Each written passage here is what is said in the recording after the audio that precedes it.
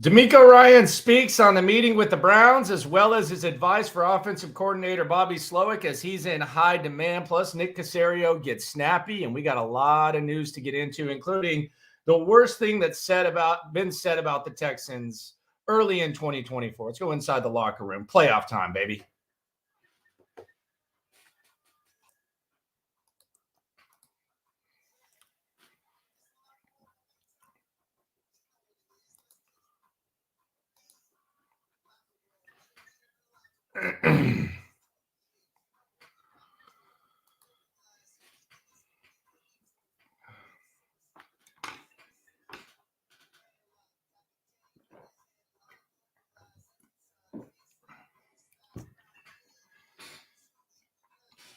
It is the Locker Room, number one source for Texans daily digital content. I'm Landry Locker. You can hear me Monday through Friday, 10 to 2, Sports Radio 610, and the Odyssey app. Another exclusive interview coming up this Thursday with the players straight off the practice field, so don't miss that. But we got a lot to get into as the playoffs begin. I sound like DeMeco Ryans, who's lost his voice. We're here with a lot of things of what he has to say, but let's just start right off the top. With this injury report. Texans injury report, and it's kind of confusing because usually the Wednesday injury report is when you have rest days. So Tuesday is basically Wednesday, all that type of stuff. You've heard it 100 times. And it appears today is going to be the day of rest, and tomorrow will be more of the day of clarity or perhaps the day of hope. Like the verdict will be on Thursday. You'll know what guys are most likely going to go. Tomorrow is where you get a better grasp, a better lean, which will happen during the show on In the Loop on Sports Radio 610. Let's get a look at this one, the Texans injury report. Early takeaways, just right there. Will Anderson did not practice. You got to feel like he's going to give you whatever the hell he can give you. Who knows how much that is, though? Who knows how he felt after giving it a go in Indianapolis. Noah Brown did not practice. The back, that could be concerning. I don't know where the hell that's going to go. Malik Collins, he's got the hip. He did not practice. Could be rest. Keep an eye on him. Jonathan Grenard did not practice with the ankle. Who knows how bad that is. Jerry Hughes, same drill. So your ends right there, right off the top. You got three defensive ends. Hughes kind of a spot guy, but Grenard and Anderson, your two best guys, a little hobbled. So we'll see if either one of those guys or any of those guys, 1, 2, 3, get on the field tomorrow. Shaq Mason did not practice, rest. Laramie Tunsil, same thing. So they should be good to go. And then you have Robert Woods with the hip.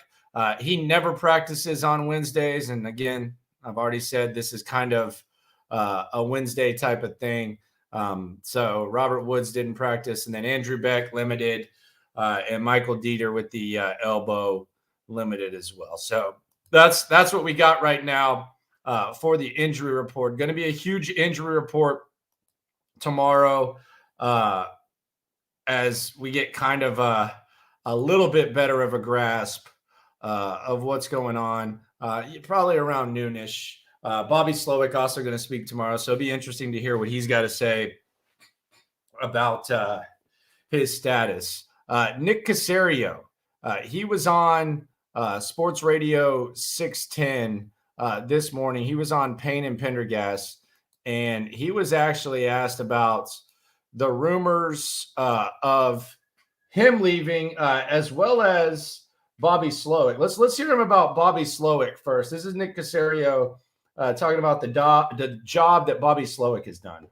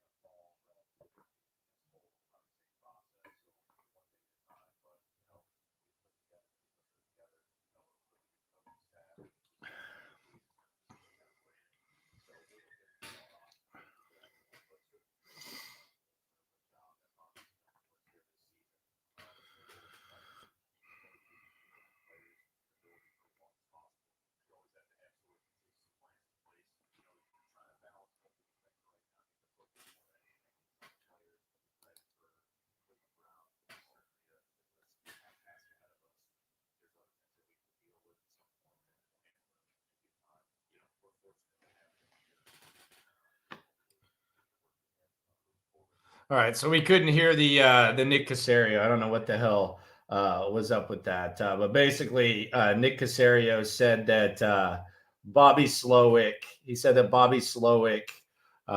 This time of the year, you get all types of rumors and stuff, and that they're grateful for what Bobby Slowik has done for them. Basically, just the generic stuff.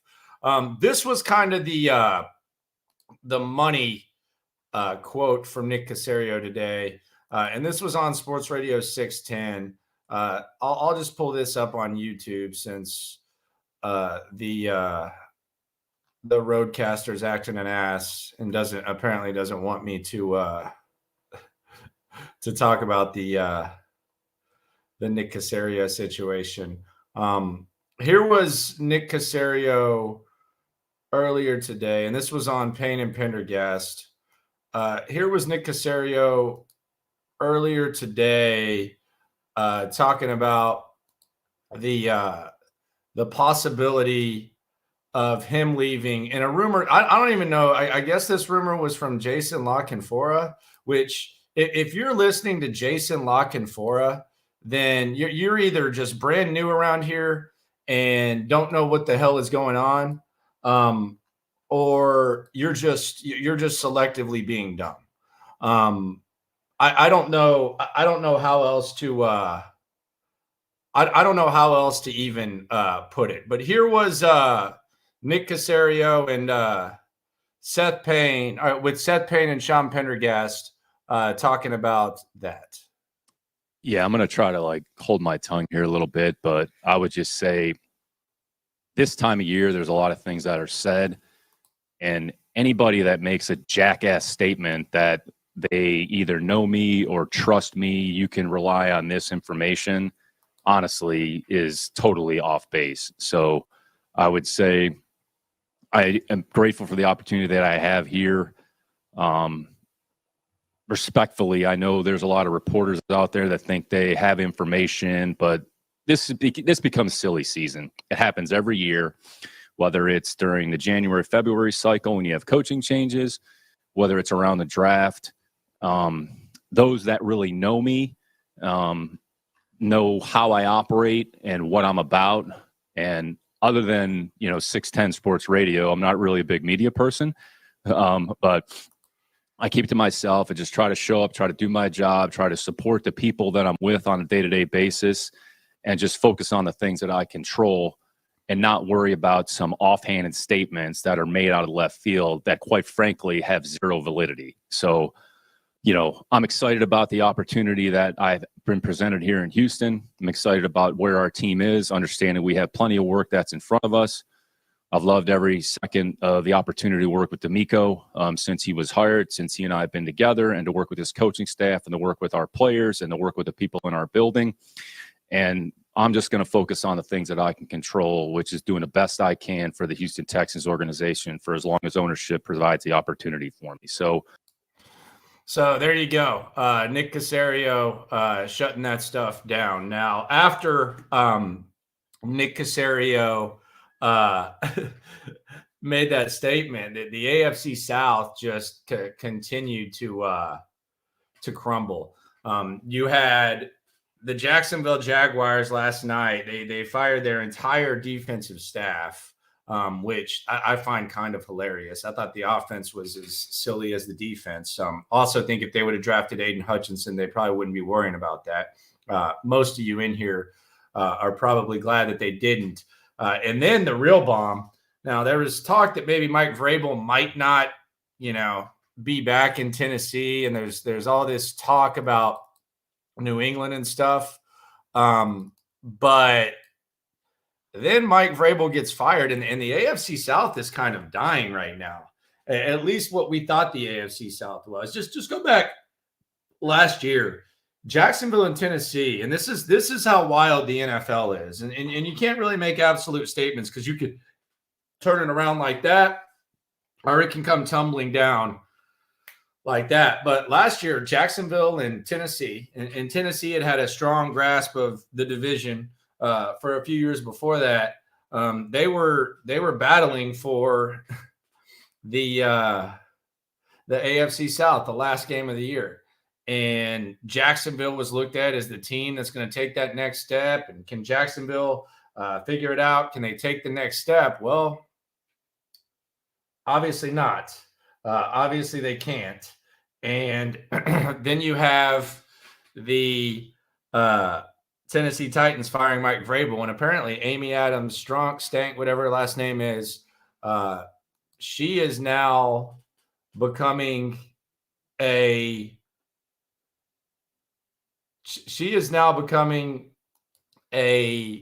looked at as a distraction. I saw Albert Breer just put a column out saying that Amy Adams is the problem, etc. So right now, the two teams that were supposedly on a rebuild, they're a few days removed from playing for the AFC South. And I don't want to say Jacksonville's a dumpster fire, but Jacksonville's definitely in an interesting spot. So the AFC South, as we know it, dying a little bit, to say the very least.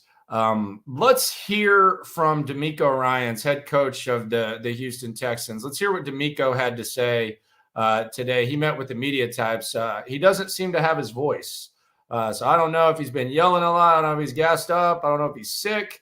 But this is your head coach, DeMeco Ryans. I like to make the questions very clear when he speaks. So I will put them on the screen and we will cuss and discuss. DeMeco Ryans, and you're eventually going to hear him address the Bobby Slowik advice he would have for offensive coordinator Bobby Slowik when it comes to perhaps taking a head coaching gig. Here's DeMeco Ryans.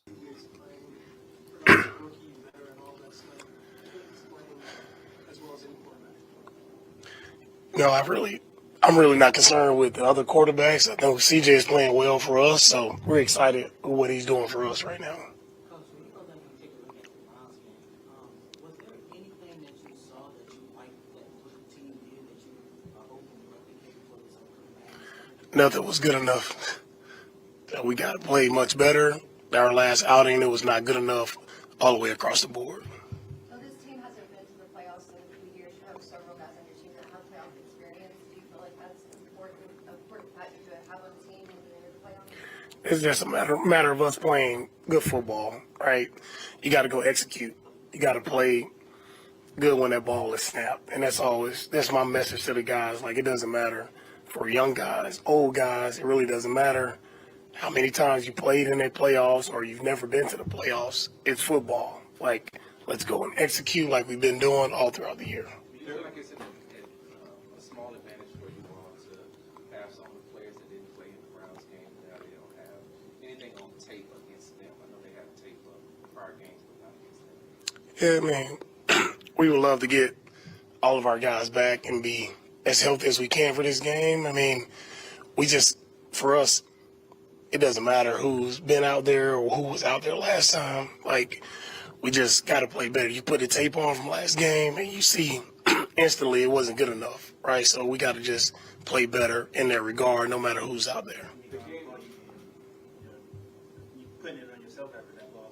How did you immediately approach it afterward? Was it just moving on to the next game? How did you approach it? Yeah, it's the same as every loss. If guys don't do well, it always starts with me, right? And if we're not executing on the field, I take it personal as I didn't do a good enough job, right? If it's not showing up on the field, so that's where it all starts with me. With the matchup with Mark Cooper, when you went back and looked at it, you mentioned before there was communication, there were some things that were really characteristic. What is it about him that sometimes creates some of those advantages for the offense? Lamar is a great player, made a ton of great catches, unbelievable catches in that game, and when we're in position, we just got to be able to finish and make a play on the ball.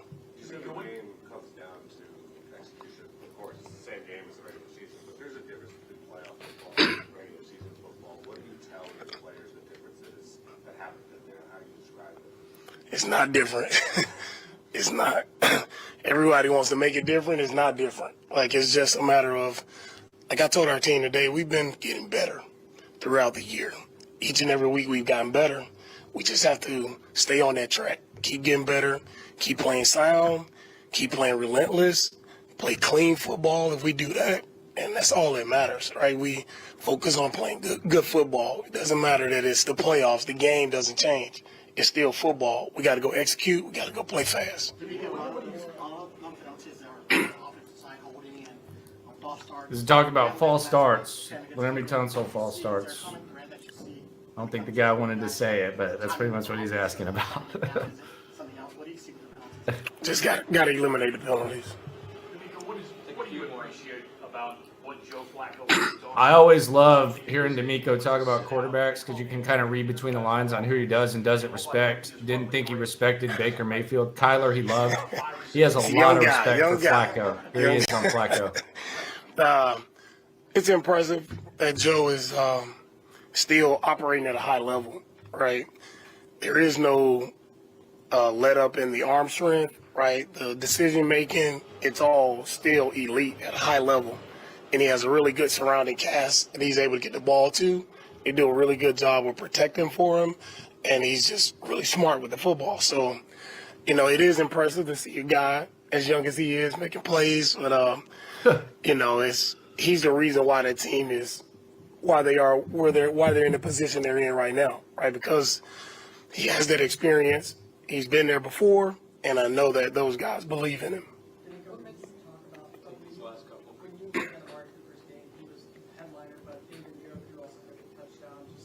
Can you talk about his role with this offense and how he serves as kind of a security blanket for whoever's might work?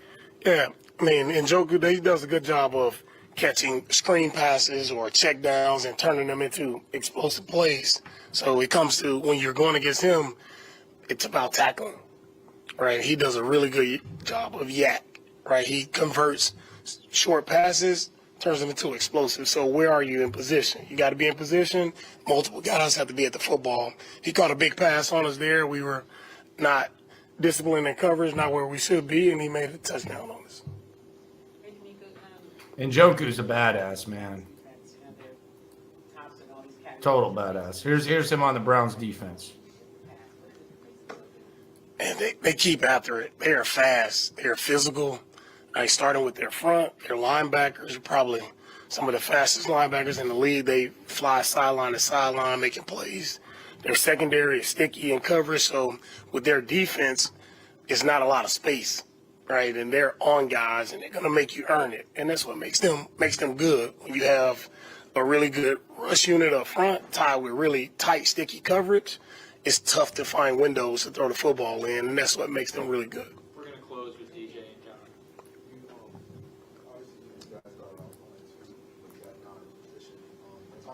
You can tell DJ is going to write an ESPN feature on DeMeco's energy and give him that nice feature. I respect this. I'm looking forward to this. You can tell that's coming through though.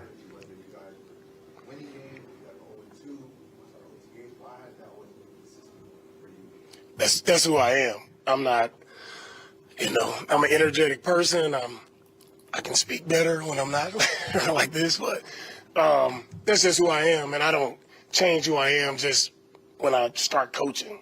Like, that's who I am, a positive, upbeat, energetic person. Always have that outlook, a positive outlook on life, a positive outlook on everything that we encounter. Like, everything is going to be better, no matter how it looks, no matter how bad your situation may be in life. Like, the sun is always coming up, right? And that's how I always view it. And I feel like guys want to be around people who are positive, bringing great energy to them, right? Everybody can tell them what they're not doing right or how bad it is, how bad it looks, how bad is it going to be. But that's not my approach. My approach is continue to instill confidence in our guys and do it with positive, upbeat energy. Last one, John. DeMeco, 2 years ago, teams were interested in you being head coach. You decided you need to go back and get more experience, and it worked out great. Bobby, now they're reaching out to him. What advice would you give Bobby about after 1 year as a play caller and coordinator when it comes to interviews? Yeah, my advice to Bobby is just be selective. Right, you only get one opportunity to do it. You want to make sure you're selective and you're going to, if you get the opportunity, go to a place that you feel like you can be effective.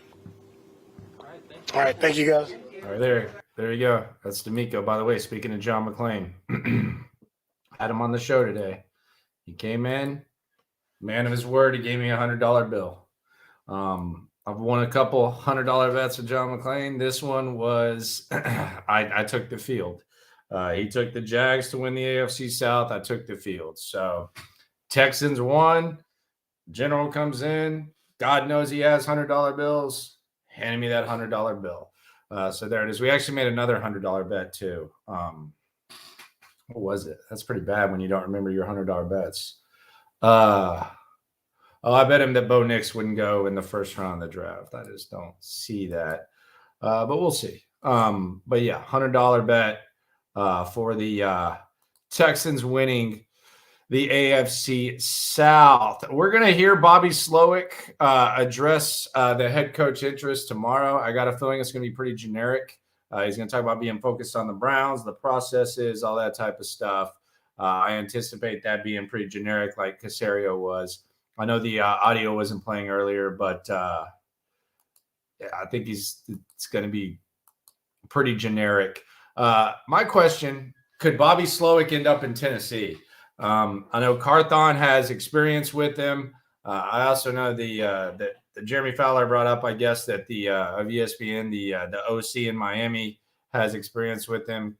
Amy Adams is pretty petty. She seems kind of obsessed with Houston, kind of a rebuild. Could Bobby Slowik end up in Tennessee? There's a lot of cap space. Does he like Will Levis?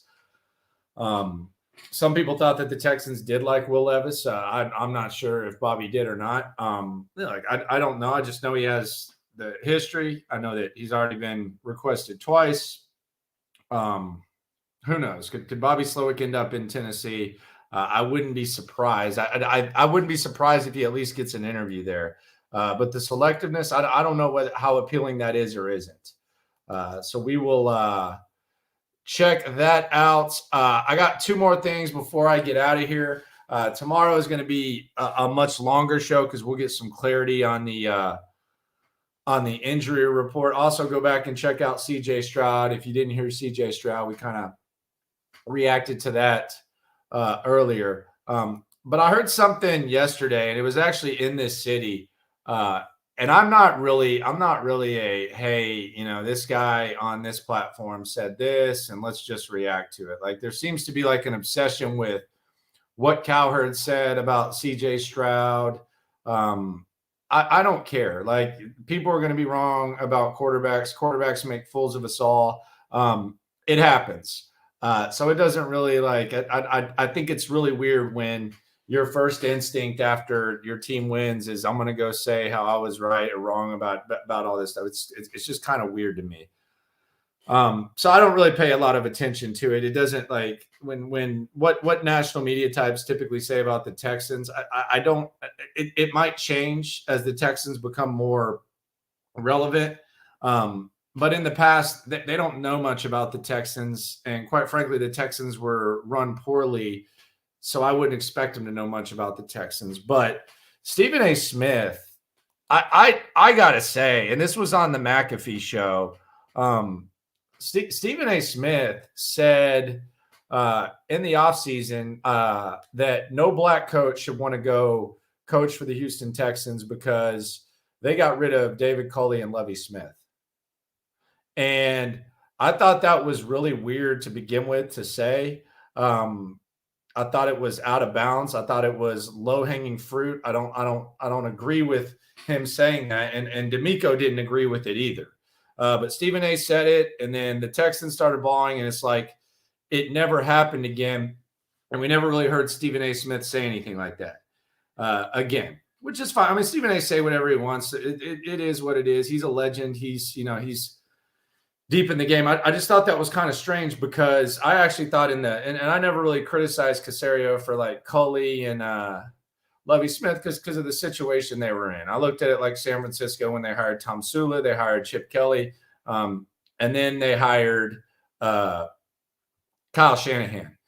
And it was a different general manager, but Nick Caserio was overseeing a situation where he had the Deshaun Watson situation where Deshaun Watson wanted out.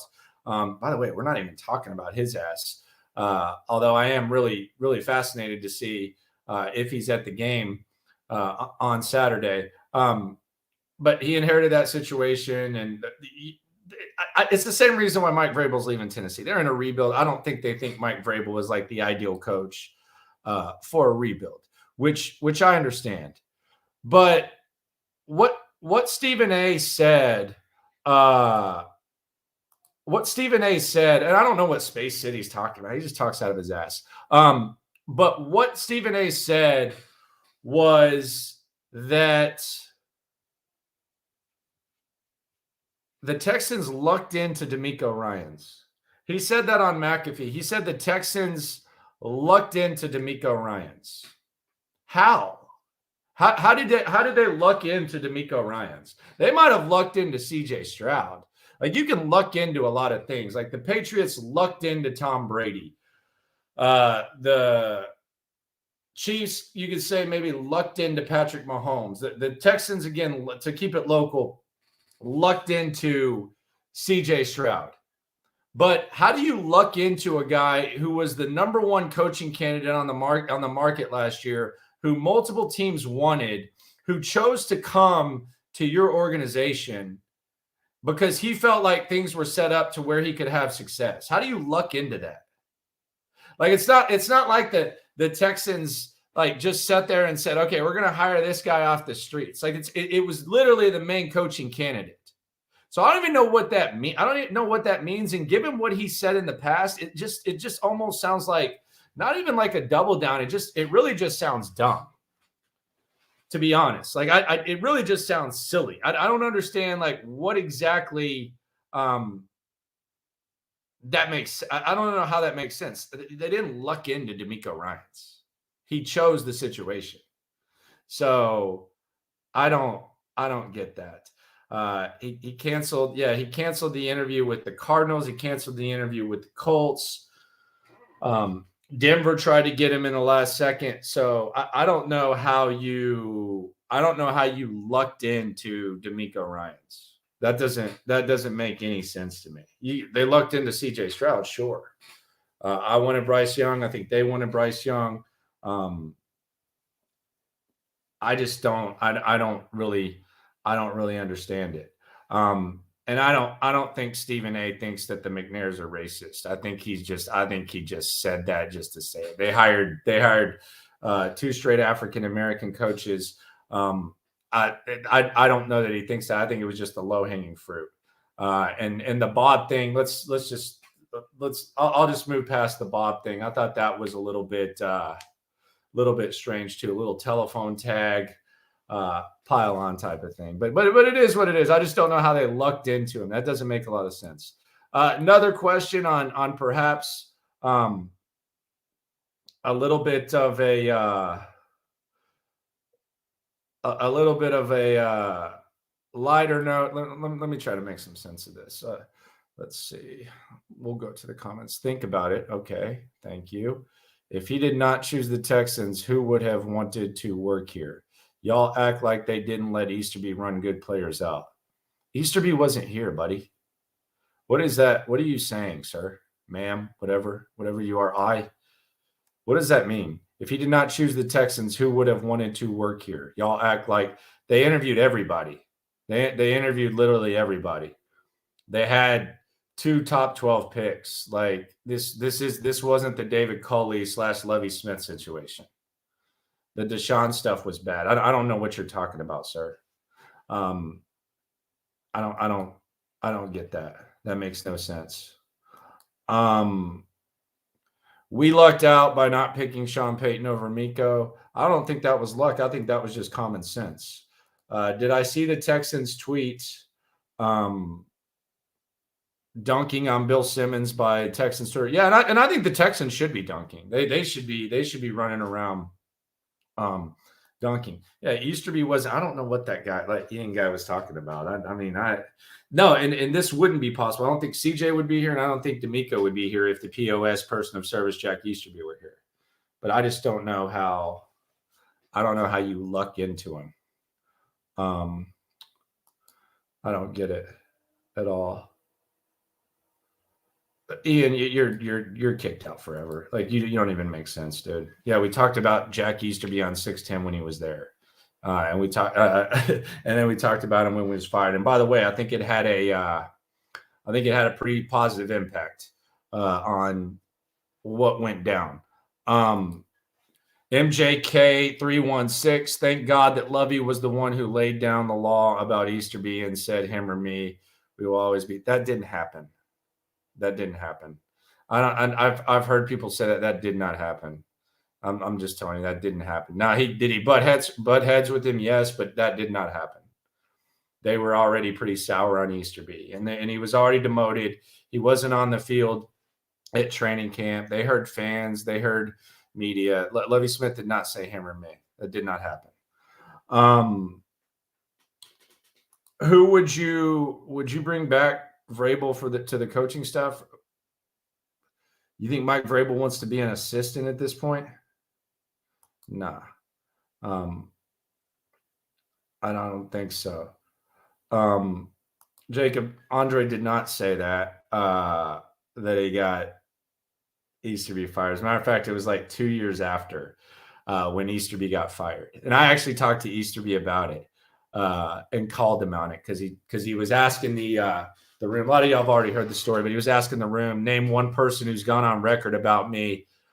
And I said Andre Johnson, and then he basically tried to say he taught Andre to be tried to teach him how to be an agent. Just a bunch of BS.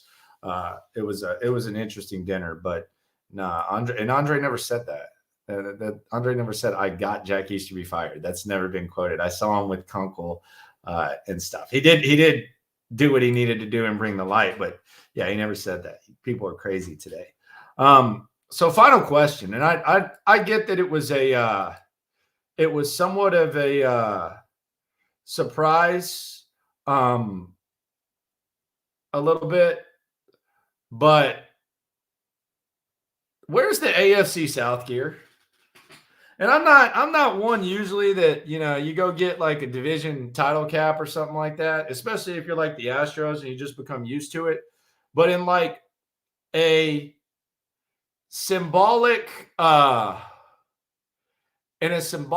of way, I'll get to you in a second, Christopher. You stand by, buddy. Yeah, stand by, Christopher. I'll be there in a second.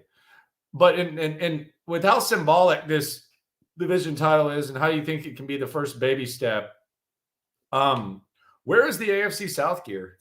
Academy doesn't have it. Lids doesn't have it. I heard the team shop didn't even have it. I don't know if they're sold out or what. And I'm hearing people ordering online and being told they're going to get it at the end of the month. Who the F wants to wear an AFC South division title cap or T-shirt at the end of the month? Like Texans, if the Texans don't have this in the team shop, I don't know whether they do. Someone said they did, and then they said they were there. What are we doing? What are we doing? Figure this out. You got to get this done. I could order a damn case of pencils right now. That's a bad example. A damn, I don't know, like some plastic thing or something like that from Amazon. It can be here in 12 hours. Get the AFC South gear here. People are excited about it. We'll see. We'll see what goes on there. Where the AFC South gear at? Come on, guys. Y'all got to figure that out. Y'all got to be a little more the first time. El Mario said he listened to Sports Radio 610 today for the first time. Good content. Liked it. I appreciate you, my friend. Keep rolling. 10-2. Sports Radio 610. Shout out to the loopholes. If you listen, you are one. Christopher says, which team are you going to cover after Houston season ends this Saturday? What kind of stupid-ass question is that? And shout out to Cleveland. Love Cleveland. I think downtown Cleveland's underrated. I actually lived there for 5 months. Fun as hell. Shout out to 923 The Fan, King Carmen, Anthony Lima, Justin Fox, all of them. Shout out to them. What kind of dumbass comment is that, though? Like, what kind of question is that, sir? That is poor Cleveland representation, my friend. The hell do you think? Cover the Texans 24/7. What do you think I do? Wait, how do you think this works? You think I cover the Texans and then all of a sudden, well, I think I'm going to cover the Baltimore Ravens now. The hell kind of stupid comment is that, dude? You got to be a little better with the trash talk. I know a lot of people from Cleveland, and they can talk some trash. Like, you ever go hoop at the Rec at Cleveland State or whatever? Like, they can talk some trash. That's embarrassing, Christopher. You ought to be ashamed of yourself, man. And you also don't even have the whole Cleveland in there. It says Cleve. That is pathetic, man. That is absolute patheticness. Nah, Space City says that I'm grumpy. So I'm not grumpy. I'm just tired of your stupidity, sir. If we're being, or ma'am, whatever the hell you are, space at whatever. I'm just tired of your silliness, man. A lot of silliness going on right now. I ain't gonna block the Cleveland guy. I like the Cleveland guy. The more out of towners that come in here for Texans content, the better. That's better. But man, if you're gonna come in here, man, like we've actually made a lot of fans with our friends with Bears fans because of the whole catastrophe last year when the Texans beat the Colts, which ended up actually being a blessing in disguise. But they were talking smack. Carolina Panthers fans, Titans fans, Jags fans, like they talk crap. Who are you gonna cover? Who are you going to cover after they lose? Let me think. What? Oh, damn, I got to cover the Packers. But I mean, what kind of stuff are we doing, man? You got to be better than that.